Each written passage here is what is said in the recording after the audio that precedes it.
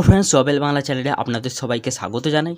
তো ফ্রেন্ডস, আজকের ভিডিওতে আমি আপনাদের সবার সাথে আলোচনা করতে চলেছি খাদ্য দপ্তরের ভ্যাকেন্সি নিয়ে। তো ফ্রেন্ডস, ইতিমধ্যে কিন্তু নতুন করে আবারও খাদ্য দপ্তরে কর্মী নিয়োগ করা চলছে।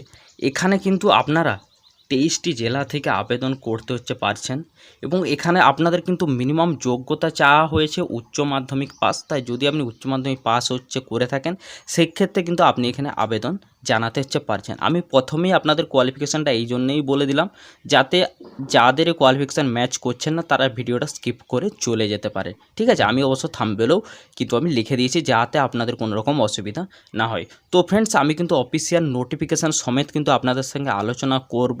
তো আপনার ভিডিও প্রথম থেকে শেষ পর্যন্ত দেখুন যাতে আপনাদের অ্যাপ্লিকেশনে কোনো রকম অসুবিধা না হয়। তো চলুন ফ্রেন্ডস, এক ফোঁটাও দেরি করব না, পুরো আপনাদেরকে অফিসিয়াল নোটিফিকেশানে নিয়ে যে পুরো জিনিসটা ক্লিয়ার করে দিই। ফ্রেন্ডস, এখানে দেখে নিন, এখানে আপনার অ্যাপ্লিকেশনের লাস্ট ডেট দেওয়া হয়েছে 25/3/2024। তো এরপরে কিন্তু আপনারা আর কিন্তু আবেদন করতে পারবেন না। মিনিমাম আপনারা কিন্তু 25/3/2024 আগে কিন্তু আপনাদেরকে আবেদন জানাতে হবে। আপনারা যদি কোনো রকম টেকনিক্যাল সমস্যা হয় সেক্ষেত্রে আপনারা জিমেলে জানাতে পারেন, অথবা এই নাম্বারে কিন্তু আপনারা কল করে আপনারা সব কিছু তাদেরকে কমপ্লেন জানাতে পারেন, আপনাদের যত রকম প্রবলেম থাকবে। ঠিক আছে, নেক্সট আমরা এবার দেখে নেব এলিজিবিলিটি ক্রাইটেরিয়া কী রাখা হয়েছে। তো ফ্রেন্ডস, প্রথমেই দেখে নিন, এটা কিন্তু আপনাদের পুরো পার্মানেন্ট জব হবে। ঠিক আছে, এই জিনিসটা আপনাদের ক্লিয়ার করলাম। এবার এখানে আপনাদের যত রকম ফ্যাসিলিটি হয় গভর্নমেন্টের সব রকম আপনারা কিন্তু এখানে পেয়ে যাবেন। অ্যাপ্লিকেশন কিন্তু আপনাকে অনলাইন দ্বারাই কিন্তু করতে হবে এবং অ্যাপ্লিকেশন প্রসেস জানতে পুরো আপনি ওয়েবসাইটে আপনি ভিজিট করতে পারেন, ভেসেলের দ্বারাই কিন্তু এটা নিয়োগ হচ্ছে। ঠিক আছে, এক্ষেত্রে কিন্তু অ্যাপ্লিকেশন অনলাইন হবে, কিন্তু আপনার কিন্তু এখানে কোনো রকম এক্সাম কিন্তু হবে না। ঠিক আছে, নো এক্সাম, এখানে কোনো রকম কিন্তু এক্সাম হবে না।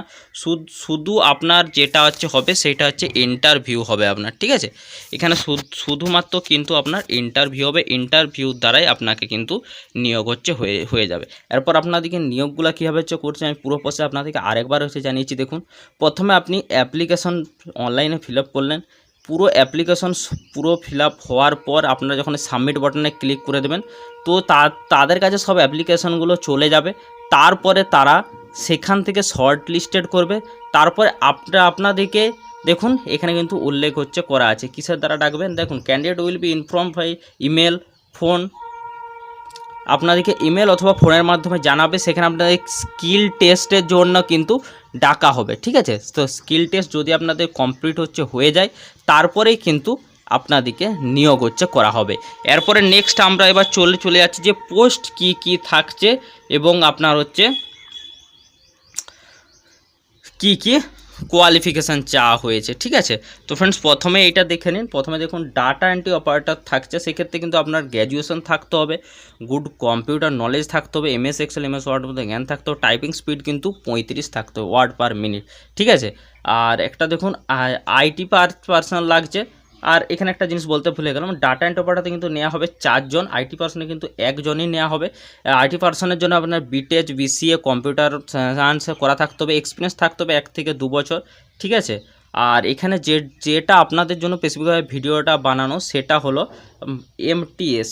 ঠিক আছে, মাল্টিটাস্কিং স্টাফ এখানে আপনাদের নিয়োগ করা আছে। সেটার জন্য মিনিমাম আপনারা কিন্তু দেখতে পাচ্ছেন intermediate from a recognized board institution, অর্থাৎ আপনার কিন্তু 10+2 অর্থাৎ আপনার কিন্তু উচ্চ মাধ্যমিক পাস থাকতে হবে, তবেই কিন্তু আপনি এখানে আবেদন জানাতে পারছেন। তো আশা করছি এখানে পুরো জিনিসটাকে আপনাদেরকে ক্লিয়ার করতে পারবেন। এবার অ্যাপ্লিকেশন প্রসেসটা কীভাবে করবেন না, আপনি ডাইরেক্ট অনলাইন অ্যাপ্লিকেশন করতে হবে, যে আমি ওয়েবসাইট আপনাদেরকে দেখিয়ে দিলাম।